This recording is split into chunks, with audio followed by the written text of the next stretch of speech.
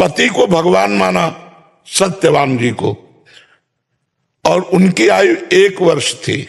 देवर्षि नारद जी ने सावित्री जी से कहा, गलत जगह तुमने संबंध बनाया, तुम्हारा पति सत्यवान 1 साल में मर जाएगा। तो बोले, जिसे मैंने पति वरण किया 1 साल तो बहुत होता है, अगर हम 1 दिन भी उनके साथ गुजारेंगे तो मान लेंगे मेरी जिंदगी सफल हुई। वो पतिव्रता थी, अपने पति में भगवान का दर्शन करती थी। इस भावना में उनके इतनी सामर्थ्य आ गई, रोज तारीख नोट करती थी जब से ब्याह हुआ था। और जब 1 वर्ष पूरा होने को हुआ तो पति से कहा, आज तक हमने कभी कुछ मांगा नहीं, आज मांगती हूं आपसे। क्या? वो लकड़ी काट करके बेचकर अपने परिवार का पोषण। बोले, आज लकड़ी लेने मैं साथ चलूंगी। सत्यवान ने कहा, कोई मांग है आपकी, चलो हमारे साथ। गए।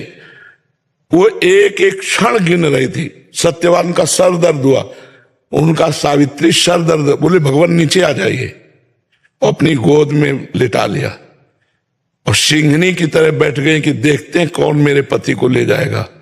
तो देखा भैंसे पर सवार यमराज जी आए। यमराज जी ने पास के द्वारा सत्यवान के सूक्ष्म शरीर को खींचा। सावित्री जी ने कहा, महाराज ये मेरे पति हैं और स्त्री का सुहाग ही सब कुछ होता है, अगर आप इसको ले जा रहे हैं तो मेरे को भी ले चलिए। तो उनका, नहीं, तुम्हारी आयु अभी पूर्ण नहीं हुई। तो उनका, महाराज आपकी सामर्थ्य नहीं कि मेरे पति को ले जाए। उनका, अभी बच्चे हो तुम, ऐसी बातें नहीं करते, अगर तुम हमसे बात कर पा रहे तो केवल पातिव्रत धर्म के कारण। वो लेके चल दिए तो सावित्री जी पीछे चल पड़ी। उन्होंने कहा, तुम्हारे पातिव्रत धर्म से मैं बहुत प्रसन्न हूं, तुम क्या चाहती हो? तो उनका, हमारे जो सास ससुर हैं अंधे, उनका राज्य छिन गया है, गरीबी से गुजारा कर उनका राज्य मिल जाए, उनके नेत्र जागृत हो जाए, तथास्तु। फिर पीछे चले तो देखा सावित्री जी आ रही। उनका, पीछे क्यों आ रहे? बोले, जहां पति वहीं पतिव्रता का स्थान होता है, आप ऐसा कैसे भूल गए कि हमारे पति को ले जाएंगे और मुझे छोड़?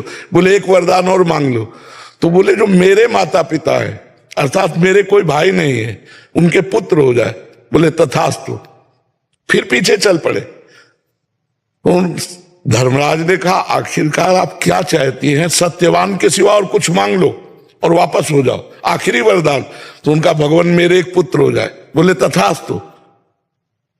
जे तथास्तु कहा तो उनका, ध्यान करो मैं पतिव्रता हूं, मेरे पति के सिवा मेरे गर्भ में किसी का पुत्र आ नहीं सकता, तो अब आप पति को छोड़ दीजिए। धर्मराज की बुद्धि को चकरा दिया एक पतिव्रता ने, अपने पति को भगवान मानने और वापस ले आई। तो हम लोग